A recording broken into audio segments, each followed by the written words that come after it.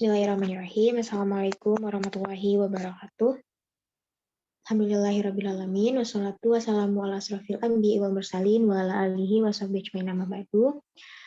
Puji serta syukur kita panjatkan kehadirat Allah Subhanahu wa taala yang telah memberikan rahmat dan hidayahnya sehingga kita bisa berkumpul di ruang virtual ini. Tak lupa salawat serta salam kita hantarkan kepada Nabi Shallallahu alaihi wasallam yang telah menjadi petunjuk bagi umat manusia. Saya ucapkan terima kasih kepada Ibu Ida Farida selaku dosen pengampu mata kuliah evaluasi pembelajaran yang telah memberikan kami kesempatan untuk mempresentasikan hasil kerja kami mengenai lembar kerja siswa dengan materi literasi asam basa. Sebelumnya, perkenalkan kami dari kelompok 6B yang beranggotakan saya sendiri, Raifia Aulia Putri, Resa Hanagani Humaira, Salman Novianti Amanullah, dan Siti Yulianti Nurandini. Boleh dikebawahin?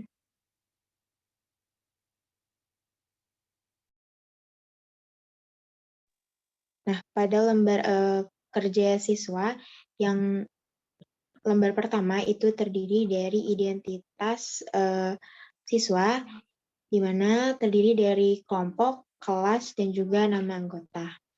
Lalu lembar kedua itu terdiri dari materi, yaitu literasi asam basa.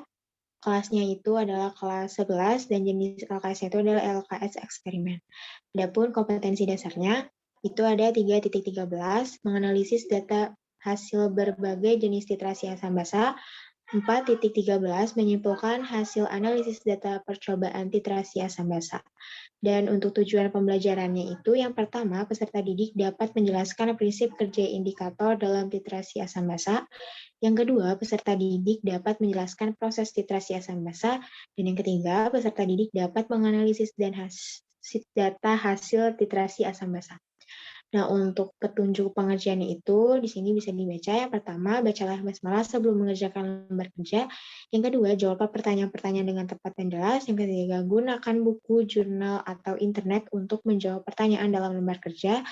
Yang keempat, kerjakan secara individu dan jujur. Dan yang terakhir, bacalah hamdalah setelah selesai mengerjakan lembar kerja. Boleh di next? Nah, halaman selanjutnya ini ada identifikasi masalah. Di identifikasi masalah ini ada gambar yang menjelaskan secara umum mengenai masalah yang akan dibahas. Nah, untuk teksnya itu, obat MA atau antasida adalah obat yang mengandung bahan-bahan efektif untuk menetralkan asam di lambung dan tidak diserap ke dalam tubuh sehingga cukup aman untuk dikonsumsi sesuai dengan anjuran pakai. Antasida umumnya ini mengandung senyawa yang dapat menetralkan asam lambung sehingga mengurangi derajat keasaman lambung. Semakin banyak kadar antasida di dalam obat MA, maka semakin banyak asam yang dapat dinetralkan sehingga lebih efektif mengatasi gejala sakit MA dengan tuntas.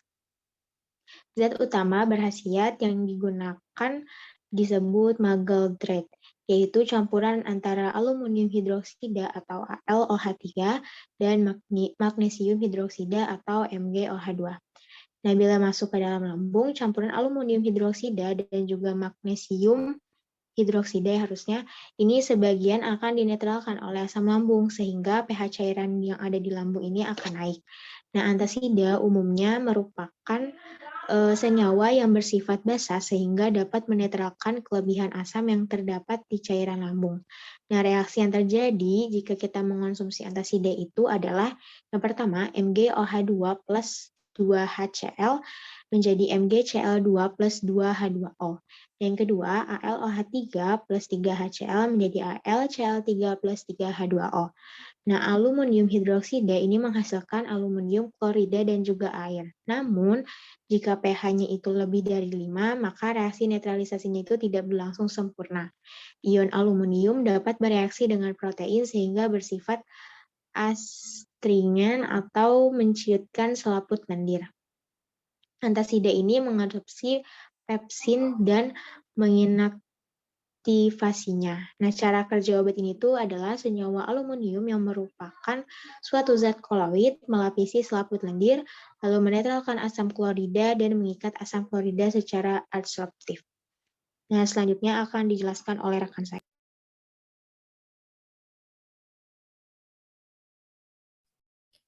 Selanjutnya yaitu prinsip kerja literasi penetralan asam basa.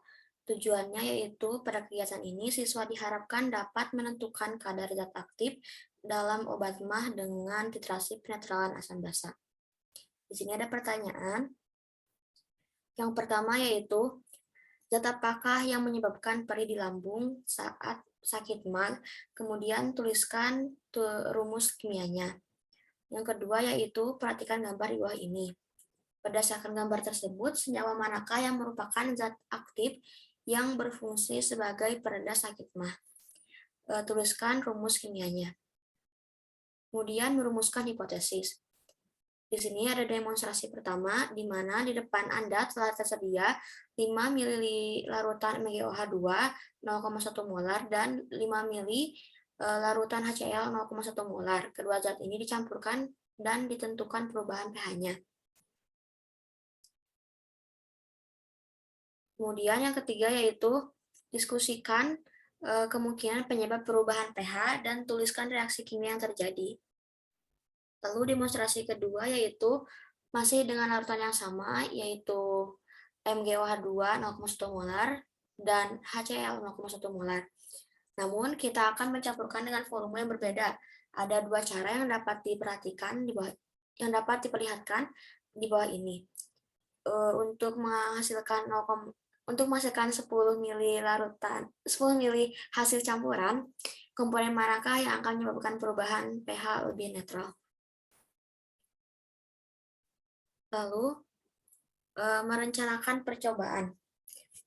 Buatlah desain percobaan penentuan kadar aktif dalam obat mah dengan titrasi asam basa.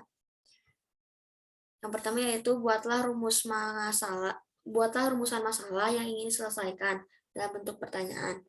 Kemudian, buatlah tujuan percobaan yang hendak dicapai. Lalu, tuliskan prinsip dari percobaan yang akan dilakukan. Kemudian, tuliskan alat dan bahan yang digunakan dalam percobaan tersebut beserta jumlahnya.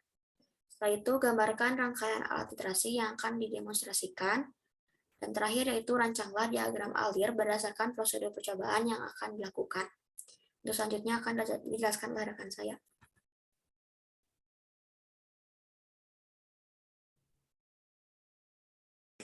Baik, terima kasih. Selanjutnya yaitu mengumpulkan data.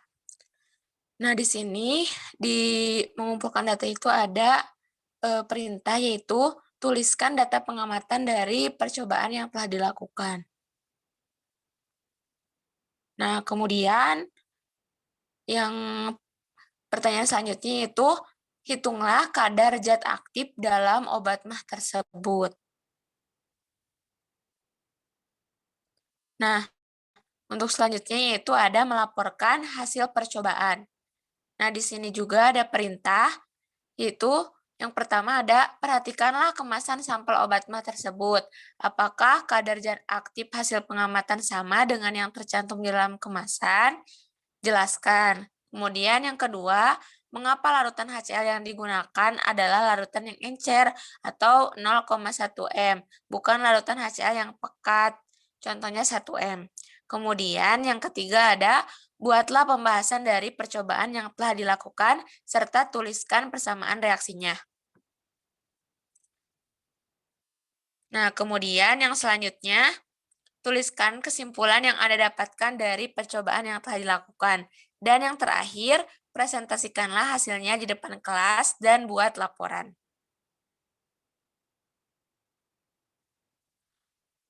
Kemudian untuk selanjutnya itu ada lembar penilaian kerja siswa.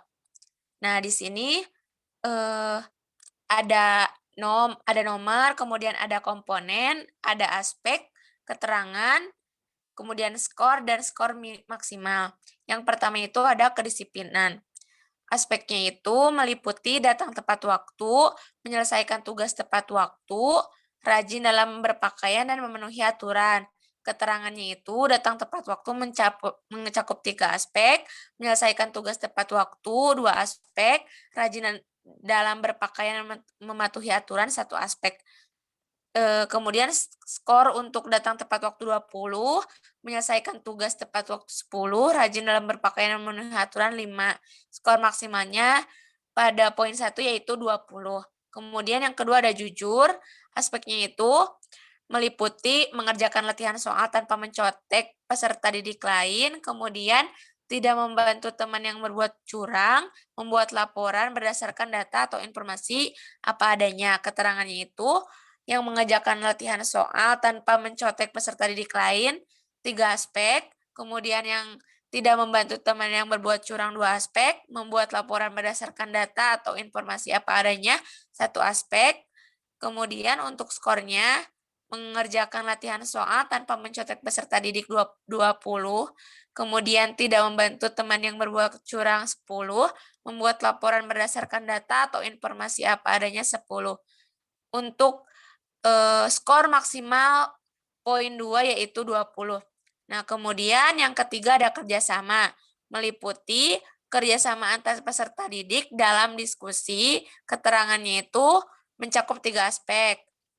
Kemudian kesungguhan dalam mengerjakan tugas kelompok mencakup 2 aspek, menghargai pendapat peserta didik lain dalam kelompok atau kelompok lain mencakup 1 aspek, skornya itu untuk kerjasama antar peserta didik dalam diskusi 20, kesungguhan dalam mengerjakan tugas 10, menghargai pendapat peserta didik lain 5.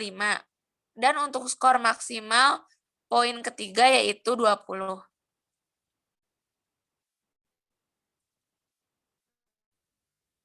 Nah, untuk poin keempat, yaitu rasa ingin tahu mencakup meliputi kesungguhan dalam kegiatan pembelajaran, mencakup 3 aspek, skornya 20, menanyakan kepada guru apabila ada materi yang kurang dipahami, mencakup 2 aspek, skor 10, antusias mencari jawaban ketika guru memberikan pertanyaan, mencakup 1 aspek, skor 5, dan keseluruhan dari poin keempat yaitu 20. Dan yang terakhir itu poin 5 yaitu bertanggung jawab, meliputi berdiskusi dan mengikuti pembelajaran di kelas dengan baik, mencakup 3 aspek, skor 20, mentaati tata tertib dan aturan sekolah yang berlaku seperti berpakaian rapi, mencakup 2 aspek, skor 10, memenuhi tanggung jawab dengan baik, mencakup 1 aspek, skor 5, dan total dari dari nomor 5 yaitu 20, dan total skor keseluruhan yaitu 100.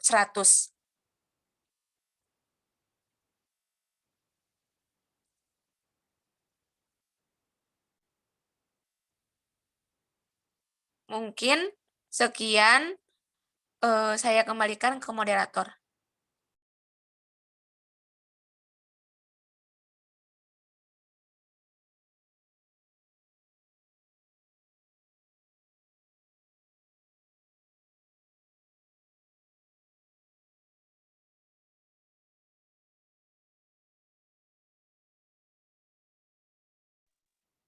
Sekian presentasi dari kelompok 6B, kurang lebihnya mohon maaf. Wassalamualaikum warahmatullahi wabarakatuh.